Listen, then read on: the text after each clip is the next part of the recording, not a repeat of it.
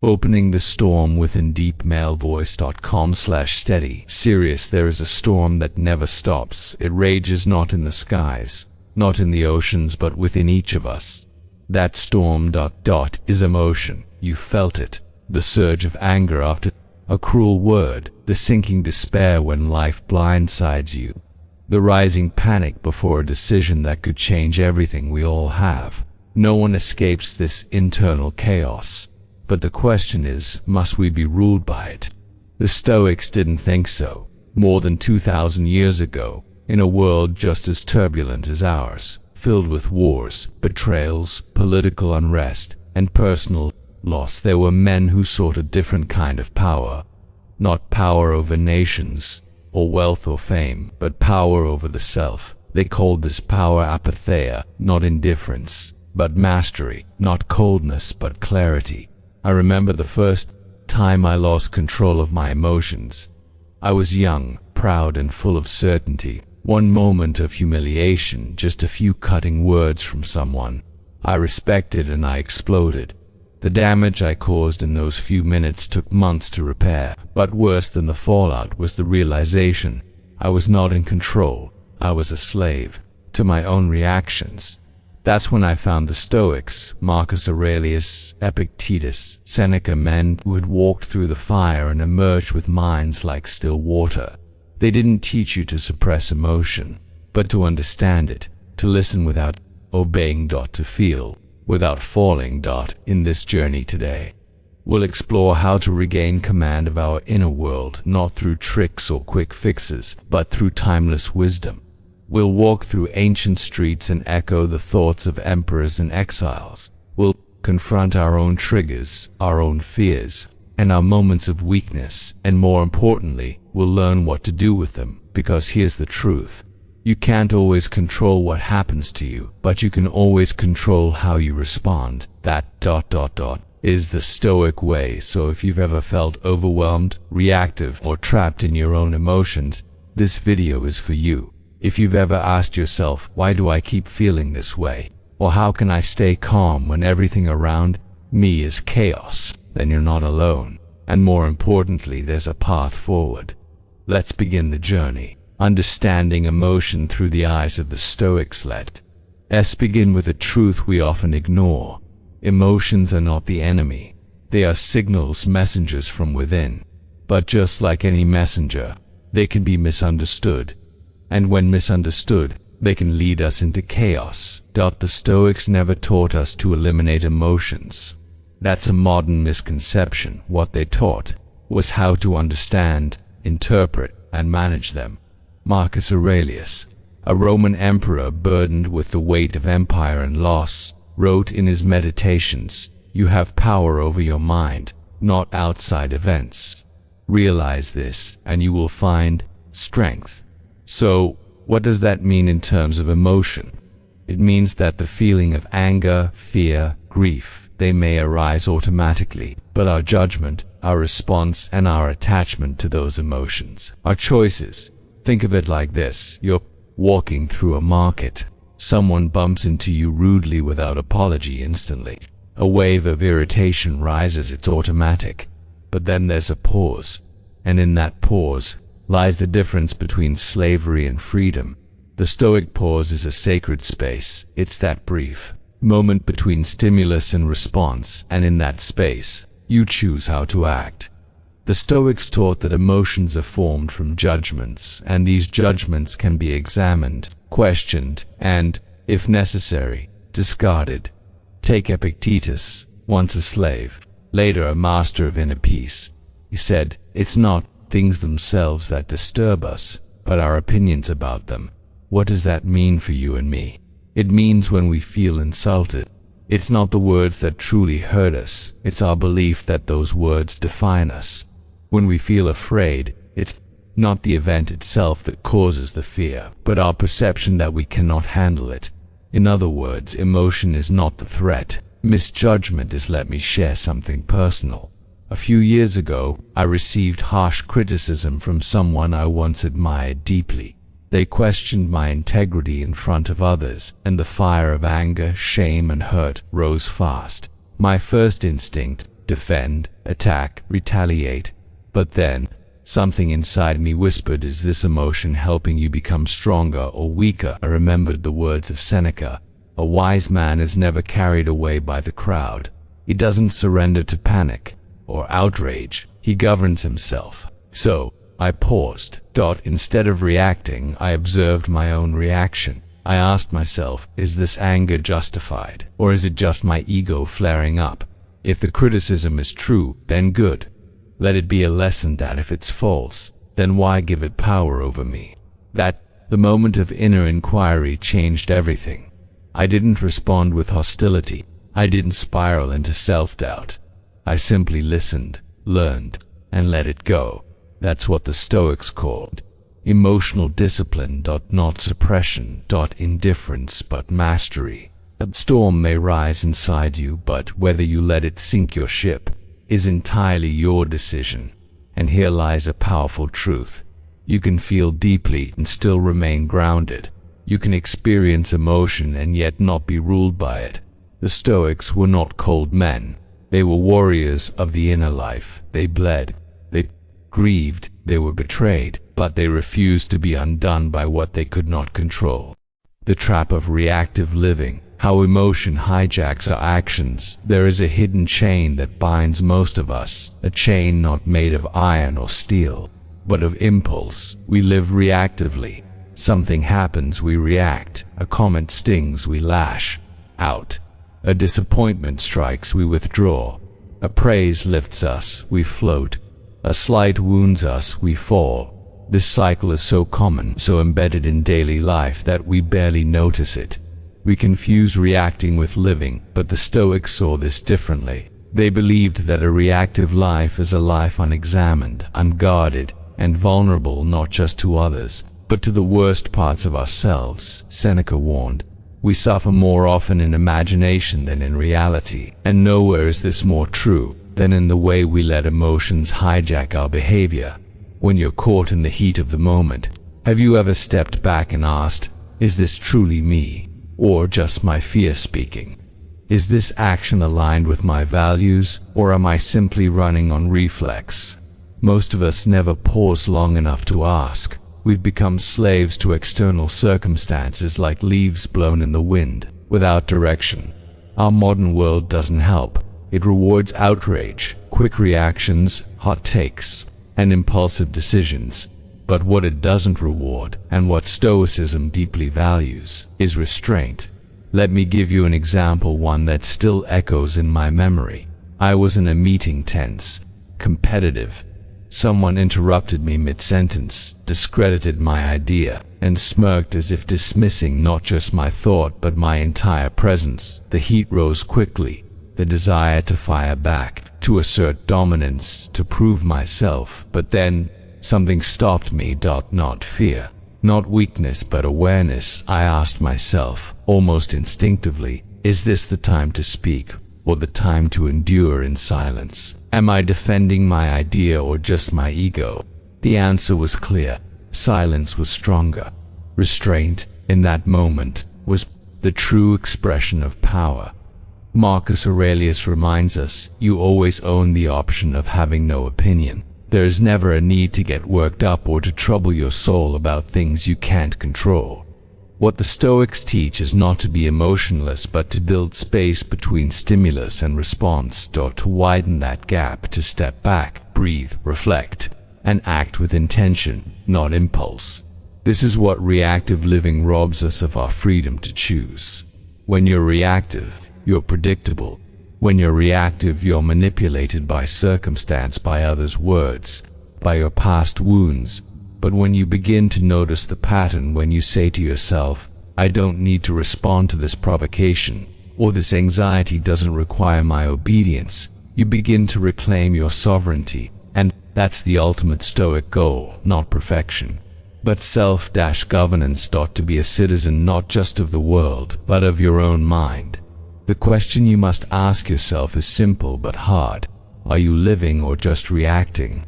Are you in control of your actions, or merely echoing the emotions of the moment? The Stoics believe that every reaction unchecked is a crack in the fortress of the soul. and every moment of restraint, every time we choose patience over wrath, clarity over confusion, is another stone placed firmly in the foundation of a life well lived. Practicing the pause, building the space between stimulus and response there as a moment, a sliver of time that determines the direction of your entire life. It's not the grand decisions that define us. It's not the career moves, the relationships we choose, or the fortunes we gain or lose.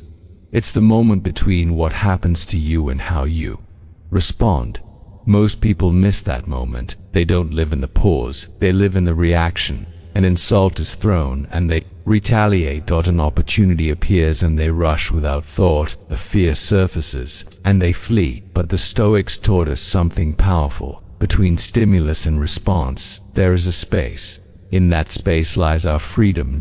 Without that space, we are puppets pulled by impulse, by ego, by the emotions of the moment. But when we learn to enter the pause, we reclaim something sacred, agency over our own mind. Let me tell you a story. Some time ago, I received a phone call from a stranger.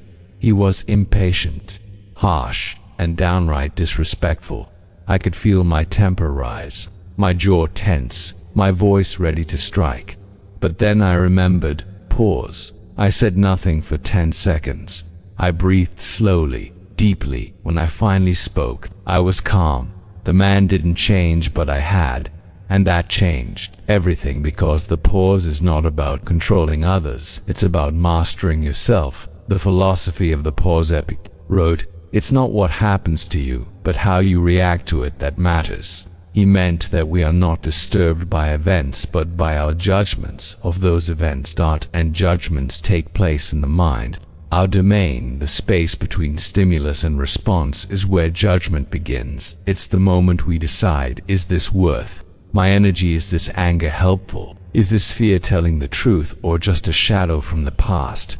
The more we practice that pause, the stronger it becomes, and the less power external events have over our peace. How to build the pause. 1. Start by naming the emotion. The next time you feel a wave of emotion, anger, envy, fear, stop and name it. Say to yourself, this is anger, or this is fear trying to speak. By labeling the emotion, you create separation. You remind yourself, I am not this feeling. I am the one observing it. Marcus Aurelius, Emperor of Rome, made this a daily practice in his journals. He dissected his thoughts, questioned his impulses, and returned again and again to the calm center of reason.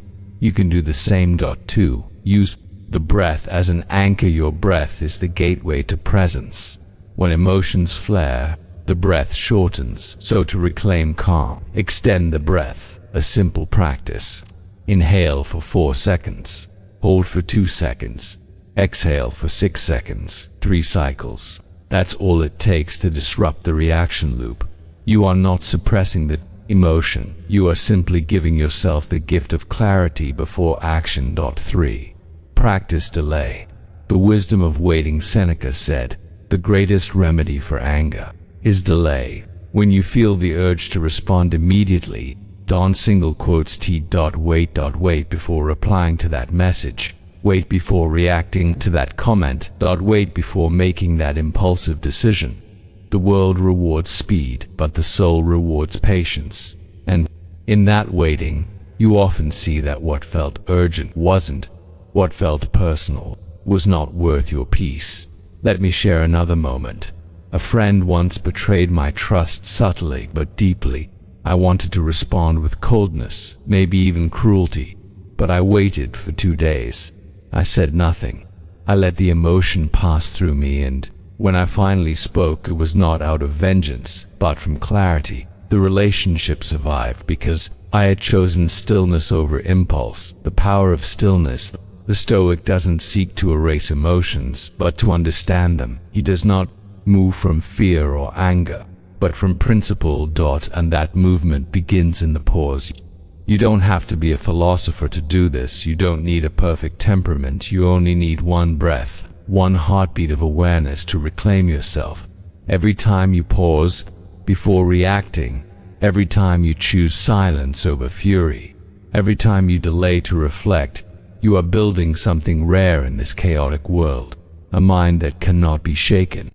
Emotions are teachers. What Stoicism says about learning from your feelings, we often think of emotions as enemies, things to be conquered, hidden, or pushed away. But the Stoics never said, feel nothing. They said, feel with wisdom, because emotions are not the problem. It's our relationship to them that determines whether they destroy us or transform us. The Stoic misunderstanding. People sometimes mistake Stoicism for coldness, a kind of emotional numbness, the stone-faced warrior who never flinches. But that's not Stoicism, that's repression. The truth is, Stoicism invites us to listen to our emotions, not to obey them, but to understand them. Epictetus wrote, when something happens, the only thing in your power is your response, but your response is shaped by what you believe. And beliefs are often revealed through emotions. So what if instead of judging your emotions, you started learning from them? Let's explore what that looks like. Point 1. Anger. The guardian of boundaries. Anger often rises when something we value feels violated. It can be wild, yes, but it's also a messenger. It says, something matters to you here. The Stoic does not lash out. He does not suppress, he examines, he asks, what boundary has been crossed? Is my anger just or inflated by pride? What value is trying to defend itself through this fire? Seneca, in his essay on anger, described anger as a temporary madness but also a powerful clue to our deepest principles. Once during his time as tutor to Emperor Nero, Seneca witnessed how unchecked emotion could rot the soul. He urged to lay reflection and restraint, not to deny anger, but to reform it into justice. You can do the same. Let anger point you toward your values, and let reason decide how to act on them too. Fear, a signal, not a sentence. Fear is not cowardice, it's awareness of risk. It's awareness system saying, something here could hurt you. The Stoics respected fear, they just didn't serve it. Marcus Aurelius wrote, if it is endurable, then endure it. If it is not, stop complaining. Your mind can adapt to anything. He meant that most of what we fear never comes to pass, and even when it does, the suffering is made worse by our resistance to it. Instead of fleeing from fear, the Stoic steps toward it with open eyes. Ask yourself, what am I really afraid of? Is this fear based on facts or fantasy? What would I do if I were brave for just one moment? Fear shows us where we still believe we're powerless, and in doing so, it offers a map to growth. 3. Sadness, the sign of meaning. You don't grieve things that don't matter. You only feel sorrow for what you love or hoped for or lost. In this way, sadness is sacred. It reveals attachment, beauty, and the fragile tenderness of being human. The Stoics didn't deny grief, but they reminded us not to be held captive by it. They asked, what is within your control now? What virtue can you bring to this pain? How can you turn sorrow into compassion, or wisdom, or acceptance? Remember, even Marcus Aurelius mourned. He lost children, friends, allies, and yet in his writings, he turns that sorrow into clarity. You could leave life right now. Let that determine what you do, say, and think. This wasn't despair. It was urgency. Sadness reminded him and us that life is brief, so make it meaningful. For joy, the companion of virtue in it all. Emotions are difficult. Joy too has a place in the Stoic soul, but not the joy that depends on fortune, not the thrill of success, or the approval of others. That joy is fragile, it vanishes as quickly as it came. The Stoic seeks a deeper joy, the quiet satisfaction of living in alignment with your principles. Clean hands, a clear conscience, a sense that you did what was right, even when it was hard. That kind of joy doesn't need an audience. It's the inner smile that comes from a job well done, a temptation resisted, a truth spoken. Epictetus said, freedom is the only worthy goal in life. That is, freedom from passion, from desires and fears. And when you free yourself from false needs, you find something far better than excitement: peace. Turning emotion into wisdoms. So what do we do with our emotions? As Stoics, we welcome them as teachers. We sit with them in silence. We listen. We question. Don't act until reason is ready. Every emotion has a message. Anger says, protect your values. Fear says, be alert. Sadness says, this mattered. Joy says, you are on the right path. Don't push them away, but don't kneel before them. Either. Hold them in your hand, like a philosopher holding a scroll, and read what they have to say. Because when you learn to listen to your emotions without being ruled by them, you become something rare in this world, a master of yourself. The inner citadel, building an emotionally resilient mind. Imagine your mind as a fortress, a citadel standing tall amidst a raging storm. No matter how fierce the wind or how heavy the rain, the walls hold firm. This is the Stoic vision of the mind, an inner citadel, a sanctuary of calm and strength. The world outside will always be unpredictable. Chaos, loss, insult, and disappointment are inevitable. But inside your mind you have the power to build a refuge, a place where neither fear nor fury can breach the gates. Marcus Aurelius, the philosopher, called this fortress the inner citadel, a mental stronghold that guards your tranquility against external chaos. He wrote, begin each day by telling yourself, today I shall meet with interference, ingratitude, insolence, disloyalty, ill will, and selfishness, all of them due to the offender's ignorance of what is good or evil. In other words, he prepared his mind before facing the day's challenges, strengthening the walls in advance. Why build an inner citadel? Without this mental fortress, we become like ships tossed at sea, tossed by every wave of emotion, vulnerable to every storm of circumstance. The inner citadel does not make you invincible, but it makes you resilient. Resilience is not the absence of struggle. It is the ability to withstand struggle without being destroyed by it. Seneca taught difficulties strengthen the mind, as labor does the body. Every challenge is an opportunity to build your citadel higher and stronger. How to build your inner citadel? 1. Practice daily reflection each evening. Take a moment to reflect on your day. What emotions arose? How did you respond? Did you react impulsively or act with reason? Marcus Aurelius kept a journal of the meditations, where he wrote honestly about his failures and successes in mastering himself. You don't need to be a great writer. Simply observe. Write down what you learned about your emotions and reactions. Reflection builds awareness, the foundation of your citadel walls. 2. Visualize your fortress. Imagine your mind as a great fortress. Visualize strong stone walls, a deep moat, and guarded gates. When negative emotions arise, see them as waves hitting the walls, sometimes strong, sometimes weak, but never breaking through. This mental imagery trains your brain to separate yourself from fleeting emotions, reminding you that you are not your feelings, you are the guardian of your mind.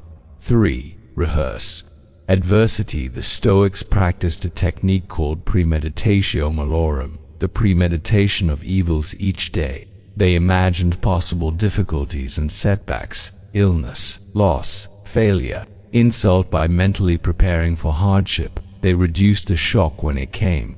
The storm lost its power, because they had already faced it in their minds. You can try this. 2. Spend a few minutes imagining a difficult situation you might face. See yourself responding with calm and strength. Real life story. The power of the inner citadel. Remember a time when my world was shaken. A close relationship ended abruptly. Felt like my foundation had crumbled. The pain was sharp. Anger, sadness, confusion flooded in. But I turned inward to my inner citadel. I reminded myself, this pain is natural, but it will not break me. I have built walls of reason and resilience that no heartbreak can tear down. Through meditation, journaling, and steady breath, I weathered the storm. The pain softened, and clarity emerged. That experience taught me, your inner fortress is not built overnight. It is forged over time, in countless small moments of choice. The unshakable calm one. Your citadel stands strong. You become unshakable. External events may try to rattle you, a harsh word, a betrayal, a loss, but inside, peace remains. This peace is not numbness, it is freedom. Freedom from slavery to your emotions, freedom from being tossed by every passing wind. This is the heart of Stoic emotional control. Closing reflection. Ask yourself today, what am I building within? Is my mind a fragile ship or a fortified citadel? Am I preparing myself daily for life's inevitable storms? Each choice you make to pause, to breathe, to reflect, lays another stone in your fortress. And one day, when the storm comes, you will stand firm. .com/strong, free. Are you ready to continue? Next, we will explore Stoic practices for everyday emotional mastery, practical steps to bring this ancient wisdom into your daily life. If you want me to proceed, just say the word. Stoic practices for everyday emotional mastery. deepmailvoice.com. Grounded and unwavering. Imagine waking up and before checking your phone or stepping out of bed, you ask yourself, what kind of day will this be, and what kind of person do I want to be in it? This is not a ritual of monks or philosophers long gone. This is practical Stoicism, alive and applicable. The Stoics believed that the key to emotional mastery wasn't just in lofty ideals, but in daily discipline, not once in a while, not just when life feels easy, but every single day. Let's explore a few practices they used, and how we can bring them into our modern lives. 1. Morning reflection. Prepare your mind for the day. Marcus Aurelius began each day reminding himself that he would meet the ungrateful, the arrogant, the deceitful. Why? Because expecting perfection is a setup for frustration. By mentally rehearsing the challenges ahead, you train your mind to respond, not react. You're not caught off guard. You're prepared. Ask yourself each morning, what difficulties may I face today, and how can I respond with patience and wisdom? Even 3 to 5 minutes of this reflection while brushing your teeth or drinking your morning tea can prime your mind for emotional steadiness. 2. Midday pause. Recenter. In the storm, life rarely goes as planned. Emails pile up. Someone cuts you off. A colleague says something sharp. Here is where emotional mastery is tested. Instead of reacting impulsively, pause. Take a deep breath. Return to your inner citadel, that place inside you that no one can touch. Seneca advised that nothing is noble if it is done by force. Responding with calm isn't weakness, it's strength under control. Try this in practice. Set a reminder on your phone, just a single word. Pause. When it goes off, breathe. Realign with your values. Ask, am I acting from wisdom or emotion? 3. Evening review. Judging without judging yourself at night. The Stoics didn't just go to sleep. They reviewed their day with quiet honesty. Epictetus said, let silence be your general rule, or say only what is necessary and in few words. But in that silence, they reflected, what did I do well today? Where did I fall short? What can I do better tomorrow? This isn't about guilt, it's about growth. No shame, no self-punishment, just clarity. And then sleep with peace. 4. Journaling. Putting thought into form. You don't need to be a writer. A few lines scribbled in the corner of a notebook can be enough. Marcus Aurelius never meant to publish meditations. It was his journal, a conversation with himself. In journaling, you can untangle your thoughts, identify emotional patterns, and see your own progress over time. Each day, write, what disturbed me today? Why? How could I have responded like a Stoic? You'll be surprised how much clarity a pen can bring. 5. The view from above. Seeing life with perspective. When emotions consume you, zoom out. Imagine yourself from above as if you were a bird, flying over your life, your worries, your frustrations, your rage, how small they look from that height. This ancient Stoic exercise, known as the view from above, reminds us that we are just one soul in a vast interconnected world. It's Hard to stay angry about a traffic jam when you remember the vastness of the universe. Practice this when overwhelmed. Close your eyes. Picture yourself from above, then your city, your country, the earth. Feel your place within the whole. And breathe. These daily habits are not just rituals, they are anchors in a world of noise and reaction. They keep you steady. They don't erase emotion. They give it shape, direction, and meaning. And in time, you begin to change not by force, but by quiet repetition, like water shaping stone, like wisdom shaping the soul. If you're still with me, then you're already practicing the first Stoic virtue, attention. Stay with me in the final part. We will reflect on what this journey means, and how you can carry this Stoic calm into the rest of your life. The quiet power within, becoming the Stoic in the storm deep. Calm male voice with reflective and inspiring cadence. We've come a long way from the burning edge of uncontrolled emotion to the still, unshakable center of the Stoic soul. We began by asking, how can I control my emotions? But now perhaps we see the deeper question is, how can I master myself? Because emotions will never disappear. You're human, you'll feel pain, anger, joy, disappointment. Even Marcus Aurelius, the great emperor, felt sorrow. Even Seneca knew fear. But here's the truth, the Stoics knew. You are not your emotions. You are not the storm. You are the sailor navigating it. What you control, and what you don't. You do not control the words of others, the outcome of battles, the sudden losses life throws your way, but you do control one thing, your response, and that, the Stoics believed, is where true freedom lives, not in silencing feelings, but in not becoming their slave. Imagine this. You're in a conversation, and someone insults you. You pause, you breathe, you respond with calm. Not to win, not to dominate, but to remain free. And in that moment, you've won something greater than any argument. You've won yourself. Or imagine a stressful day. The plans fail. The pressure builds. Instead of exploding, you step back, see the bigger picture, and act from virtue. Each time you do that, you're not just managing emotion, you're building character. Journey ahead. This path is not about perfection. You will stumble. You will lose your cool, you will forget. But the Stoic does not aim to never fall. He aims to rise faster, with more awareness and less regret. Every time you reflect, every time you pause, every time you choose reason over reaction, you forge the invisible armor of the Stoic. Not the armor that hardens the heart, but the kind that protects your peace. A final whisper from the ancients. Let the words of Marcus Aurelius echo as we end.